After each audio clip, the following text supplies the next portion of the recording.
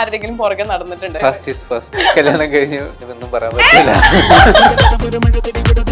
തമിഴിൽ എങ്ങനെ പറയാം എനിക്കറിയില്ല. எனக்கு புரியல ஆக்சுவலி, சாரி. இந்த மாதிரி ரியல் லைஃபில் அந்த மாதிரி பண்ணதில்லை. സാരില്ലടാ, നീ എവിടെ പരിപാടി അവതരിപ്പിച്ചാലും ഇത് തന്നെയാണല്ലോ നിന്റെ വിധി. ഞാൻ നടന്നിട്ടുണ്ട് കുറെ പേര് നടന്നിട്ടുണ്ട്. അവർ ബസ് കയറി പോകുന്നത് ഇങ്ങനെ നോക്കി നിൽക്കും. പിന്നെ കോമഡി പറയും. അതുവരെ ഇംപ്രസ് ആയിരുന്നു. കോമഡി കേട്ടപ്പോ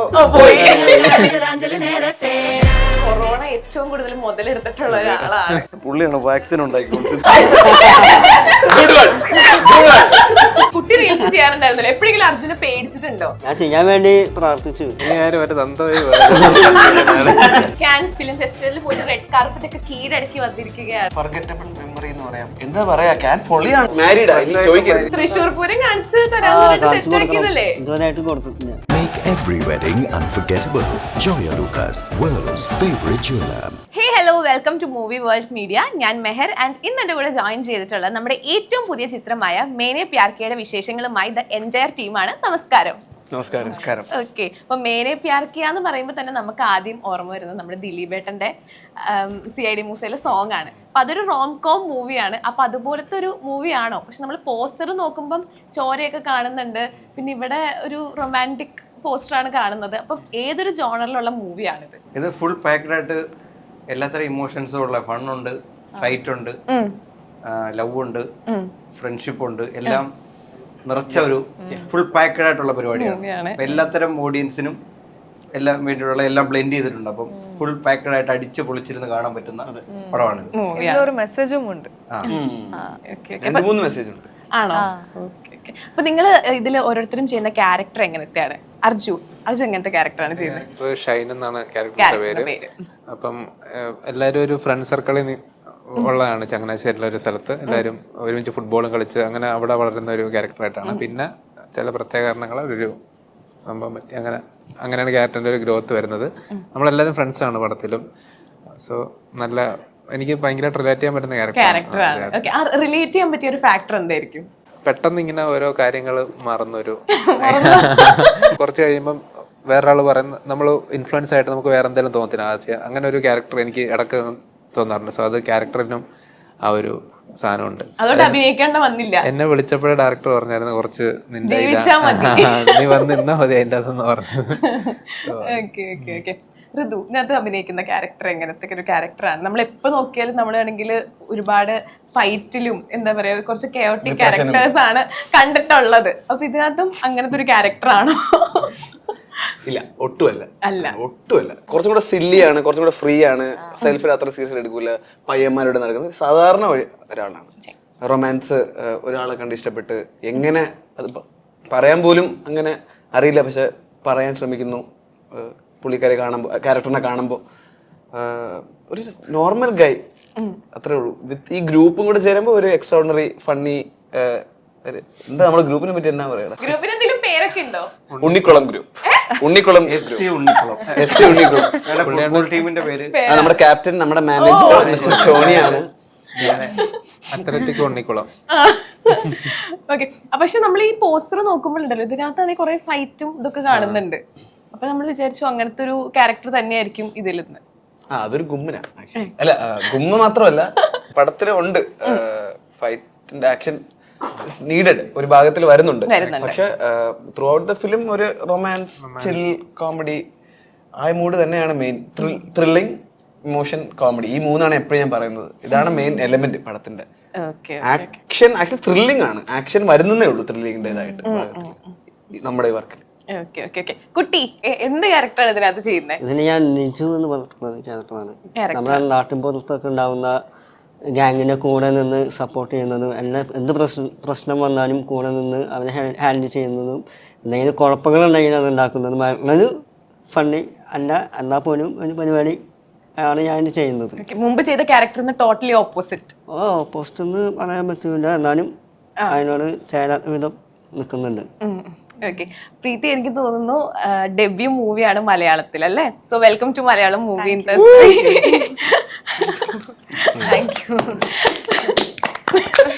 ഓക്കെ, അപ്പൊ ഇതിലെ ക്യാരക്ടർ എങ്ങനത്തെ ക്യാരക്ടറാണ്? ക്യാരക്ടർ പേര് നിധി. ആക്ച്വലി എനക്കും அந்த ക്യാരക്ടർക്കും சுத்தமா எந்த சம்பந்தமே இல்ல, ഒരു ബന്ധമില്ല. like the character is completely different from me. I think அந்த ஆரியனோட கேரக்டருக்கும் இதுக்கும் ஒரு கான்ட்ராஸ்ட் இருக்கிறதுனால சேர்ந்து ஒரு ஜேர்னி ஒரே ஜேர்னில 2 பேருக்கும் ஒரு ஆர்க் கேரக்டர் ஆர்க் மாதிரி இல்ல ஒரு காம்ப்ளிமெண்ட் பண்ற மாதிரி ஒரு கேரக்டர் ஆர்க். மத்தபடி ரொம்ப சீரியஸான ക്യാരക്ടർ ഓക്കെ ടോട്ടലി ഓപ്പോസിറ്റ് ആണ് Opposite. Okay okay okay okay Srikanth ഏട്ടാ പറയൂ. എന്റെ ക്യാരക്ടറിന്റെ പേര് ക്യാപ്റ്റൻ ആണ്. എന്റെ ക്യാരക്ടർ പേര് ടോണി എന്നാണ്. ഞാൻ നാട്ടില് ഞങ്ങളുടെ ഒരു ഫുട്ബോൾ ടീമുണ്ട്, FC ഉണ്ണിക്കുളം എന്ന് പറഞ്ഞാൽ. അതിന്റെ ക്യാപ്റ്റനും കോച്ചും മാനേജറും സീരിയസ് ഫുട്ബോൾ ക്ലബ് ഇല്ല നിങ്ങൾ പറഞ്ഞപ്പോ സീരിയസ് ആയിട്ട് ആണല്ലേ. സീരിയസ് FC ഉണ്ണിക്കുളം നമ്മുടെ അല്ല, പേര് പക്ഷെ ഒരു കോമഡി പേര് പോലെ. നമ്മുടെ ഉണ്ണിക്കുളത്തെ ടോണിക്കുട്ടൻ. ടോണിക്കുട്ടൻ. ടോണിക്കുട്ടനാണ് ഞങ്ങളുടെ ടീമിലെ പ്ലേയേഴ്സും നാട്ടുകാരും ഒക്കെയാണ് ഇവര്. അങ്ങനെ അങ്ങനെ ഓക്കെ. അപ്പൊ ഇതില് ടീച്ചർ ഞാൻ കണ്ടപ്പോ അതിനകത്ത് ഇങ്ങനെ നോ പറഞ്ഞിട്ട് ഇങ്ങനെ കണ്ടിന്യൂസ്ലി പുറകെ നടക്കുന്ന ഒരു ക്യാരക്ടർ ആയിട്ടാണ് കാണുന്നത്. അപ്പൊ അതുപോലെ ശരിക്കും അങ്ങനെ ആരുടെങ്കിലും പുറകെ നടന്നിട്ടുണ്ട് നോ പറഞ്ഞിട്ട്? ആ ഒരു കഥയൊന്നും പറയാമോ? നോ എന്നല്ല, നോ പറഞ്ഞെങ്കിൽ നമ്മൾ പോകും, കാരണം നമുക്ക് മനസ്സിലാവും. മിക്സ് സിഗ്നൽസ് വരുമല്ലോ, അതാണ് പ്രശ്നം. അത് റിയൽ ലൈഫിലാണ് ഞാൻ ചോദിച്ചത്. ക്യാരക്ടർ അല്ലേ? എന്നിട്ട് ലാസ്റ്റ് എന്തായി നടന്നില്ല. അതൊരു ബാഡ് ഇതായിട്ട്, കാരണം ആദ്യമേ ഒരു മിക്സ്ഡ് സിഗ്നൽസ് തരുന്ന ആളെന്ന് പറയുമ്പോൾ അതൊരു യെസ് അല്ലല്ലോ, അതും ഒരു രീതിയിൽ നോ ആണല്ലോ. അല്ലെങ്കിൽ യെസ് പറയാമല്ലോ, യെസ് ആണോ നോ മനസ്സിലാക്കാൻ പറ്റില്ല. ഇപ്പൊ എങ്ങാനും യെസ് പറഞ്ഞാലോ എന്നുള്ളൊരു ഹോപ്പ് അല്ലേ? Okay okay. അർജു അതുപോലത്തെ എന്തെങ്കിലും? എനിക്കൊന്നും പറയാൻ പറ്റില്ല. കല്യാണം കഴിഞ്ഞതോടൊന്നും പറയാം. First is first. ഓ, അതുപോലെ എപ്പോഴെങ്കിലും പുറകെ നടന്നിട്ടുള്ള സിറ്റുവേഷൻ അതൊക്കെ എന്താണ് നടക്കുമല്ലോ നമ്മൾ പഠിച്ചോണ്ടിരുന്നത്. ഇപ്പം ശാന്തം സമാധാനം. അൺമാരീഡ് ആൾക്കാർ പറയട്ടെ അതിനെ കുറിച്ച്. ഓക്കെ കുട്ടി. ഞാൻ അൺമാരീഡ് തൃശ്ശൂർ പൂരം കാണിച്ചു തരാൻ സെറ്റ് ആക്കിയതല്ലേ? ഇതുവരെയായിട്ട് കൊടുത്തിട്ടില്ല. കാണിച്ചു കൊടുത്തില്ലേ ഇതുവരെ? അത് കഴിഞ്ഞിട്ടാണല്ലോ കല്യാണമായിരുന്നു. ഞാൻ 10ാം ക്ലാസ്സിൽ പഠിക്കുമ്പോ ഇങ്ങനെ പടം വരയ്ക്കും, പടം വരച്ച് ഇങ്ങനെ കൊടുക്കും, എന്നിട്ടാ വീഴ്ത്തുക. അങ്ങനെ സ്ഥിരം നമ്പർ ആണല്ലേ? വീഴ്ത്താന്ന് വെച്ച് കഴിഞ്ഞാൽ ഞാൻ വീഴും, അതിന് വീട്ടുകാർ കാണുമ്പോ കാലിന്. അതുപോലത്തെ പരിപാടി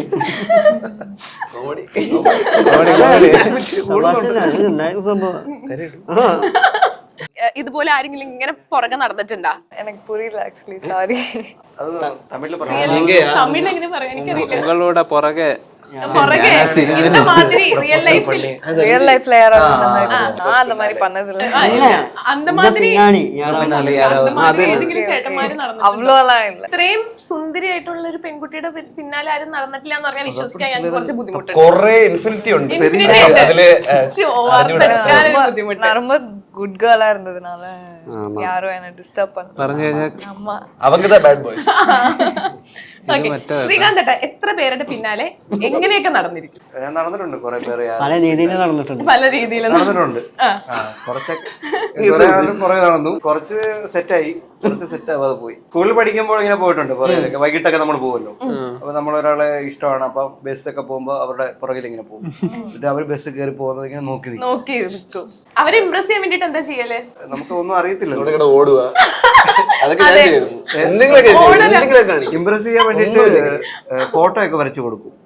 എന്താ മാതിരി പടമില്ലേ, അത് വരച്ചു കൊടുക്കും. പിന്നെ കോമഡി പറയും. കോമഡി ക്ലാസ്സിലെ പുറകിലെ ഇരുന്ന് പെരിയ കോമഡി പറയും. അപ്പടി അങ്ങനെ വീഴുന്നോ പുള്ളിക്കാരി? ഇല്ലില്ല, കോമഡി കേട്ടിട്ടായിരിക്കും അതുവരെ ഇംപ്രസ് ആയിരുന്നു. കോമഡി കേട്ടപ്പോ ഇതിന്റെ ഷൂട്ടൊക്കെ എവിടെയായിരുന്നു? ചങ്ങനാശ്ശേരി, മധുരൈ. അപ്പം ഈ ഒരു ക്യാരക്ടർ ചെയ്യാൻ വേണ്ടിട്ട് ലാംഗ്വേജ് എത്രത്തോളം ബുദ്ധിമുട്ടായിട്ട് ഫീൽ ചെയ്തിട്ടുണ്ട്? என்னோட கேரக்டர் இந்த படத்துல தமிழ் தான். തമിഴ് തന്നെയാണ് ചെയ്യുന്നത്. തമിഴിലാണ് സംസാരിക്കുന്നത്. അതുകൊണ്ട് ലാംഗ്വേജ് ഒരു ബാരിയർ ആയിട്ട് டைரக்டர் கிட்ட பேசும்போது மட்டும் ஒரு பேரியர் இருக்கும். ഓ, ഇതുപോലെ പറഞ്ഞ് കമ്മ്യൂണിക്കേഷൻ. ഇവരൊക്കെ എങ്ങനെ ഉണ്ടായിരുന്നു സെറ്റില്? ஒரு கிளாஸ் ரூம்ல ஃப்ரெண்ட்ஸோட இருக்க மாதிரி தான் இருக்கும் எப்பவுமே. நாங்க எல்லாரும் ஒரு பிகாஸ் எல்லாரும் ஒவ்வொரு கேரக்டர், லைக் ரியல் லைஃப்லயே எல்லாரும் ஒவ்வொரு கேரக்டர், ஒவ்வொரு பிளேன்ல இருப்பாங்க எல்லாரும். அண்ட் நாங்க எல்லாரும் ஒருத்தர் ஹைப் பண்ணி சப்போர்ட் பண்ணி கலாய்ச்சி விளையாடி. ஸோ எனக்கு ஒரு லைக் യങ് ആൻഡ് കംഫർട്ടബിൾ ഒരു വൈബ്. അപ്പൊ അർജുനെ പറ്റി പറയുകയാണെങ്കിൽ കൊറോണ ഏറ്റവും കൂടുതൽ മുതലെടുത്തിട്ടുള്ള ഒരാളാണ്. അപ്പൊ ഞങ്ങള് റീൽസ് ഒക്കെ ചെയ്യുന്ന ആൾക്കാർക്ക് അല്ല പിന്നെ ഈ കോമഡി വീഴേണ്ടതല്ലേ? അതെ, ഈ കോമഡിയിൽ വീണില്ല എന്ന് പറയുമ്പോഴേ ഇല്ലല്ലോ. അതല്ല റേഞ്ച് ഓഫ് കോമഡി. അതെ.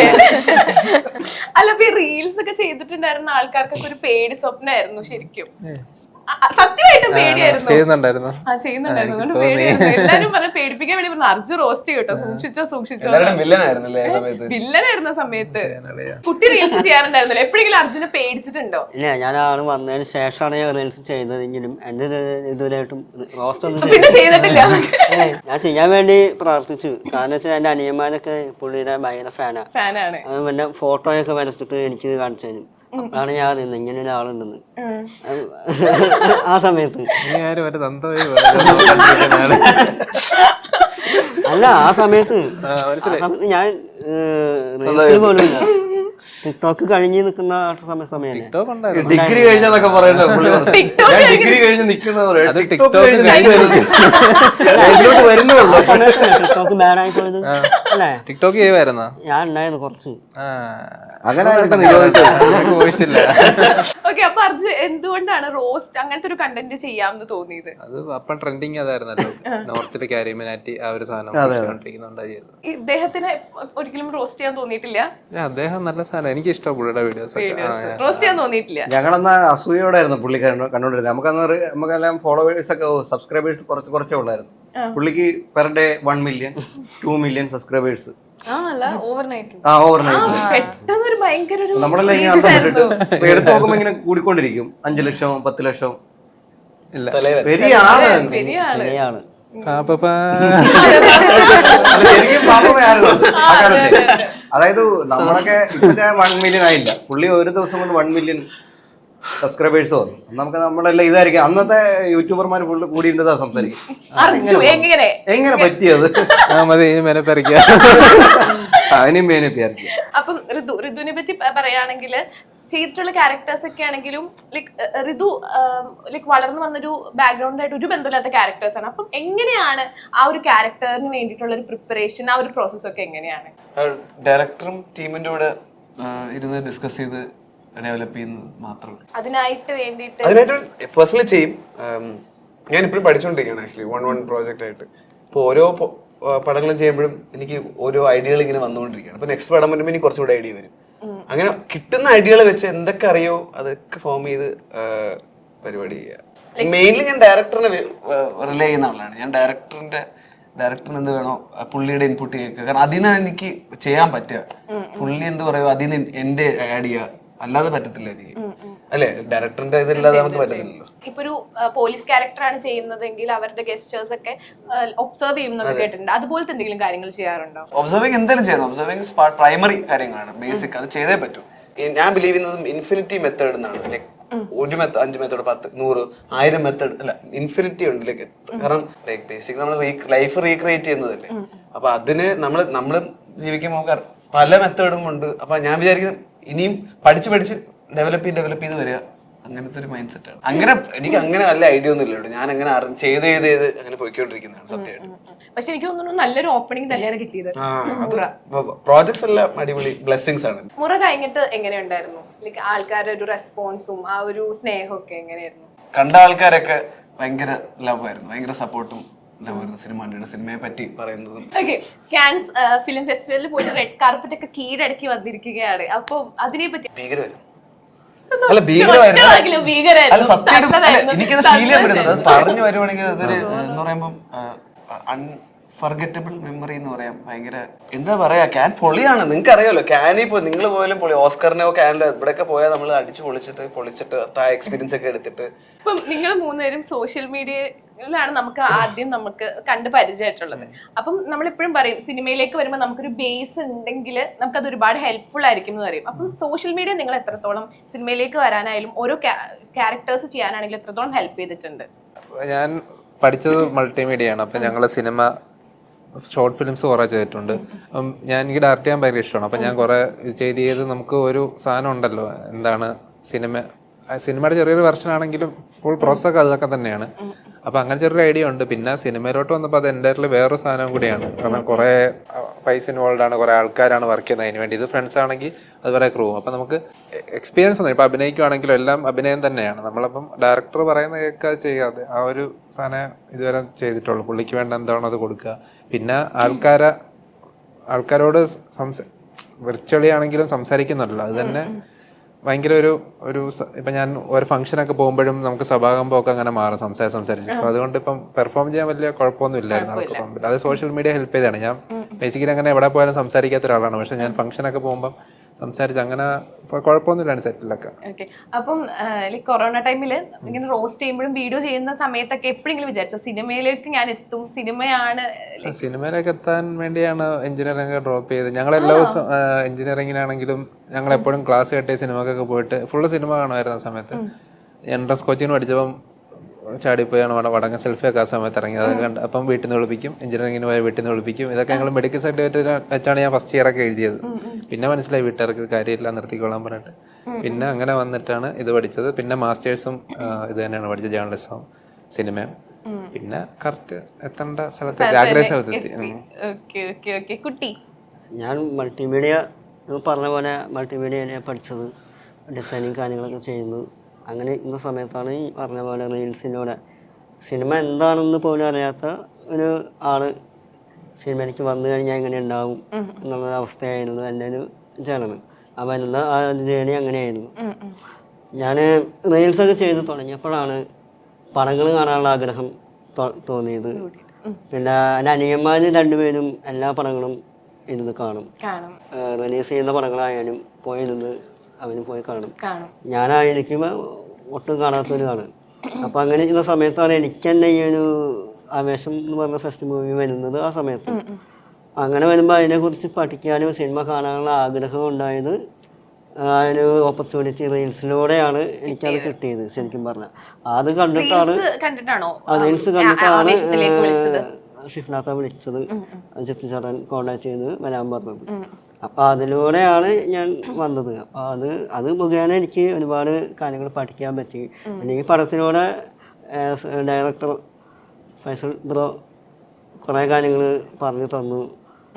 അപ്പോൾ അവിടെ നിന്ന് കിട്ടാത്ത ഒരുപാട് കാര്യങ്ങൾ ഇവിടെ നിന്ന് കിട്ടി. ഇനി ഇവിടെ നിന്നും പോകുമ്പോഴും ചിലപ്പോൾ അവിടെ നിന്ന് നമ്മൾ അറിയാത്ത കുറേ കാര്യങ്ങൾ നമുക്ക് വീണ്ടും ഇത് പറഞ്ഞ പോലെ പഠിച്ചുകൊണ്ടിരിക്കുക. ഞാൻ ശരിക്കും പറഞ്ഞ കാലെടുത്ത് വെച്ചിട്ടേ ഉള്ളൂ. അപ്പോൾ ഇത് പഠിച്ചുകൊണ്ടിരിക്കുക. എപ്പോഴും ഒന്നും ആയിട്ടൊന്നുമില്ല ശരിക്കും പറഞ്ഞാൽ. അങ്ങനെയാണ് ഒരു സന്തോഷം ഇതൊക്കെ.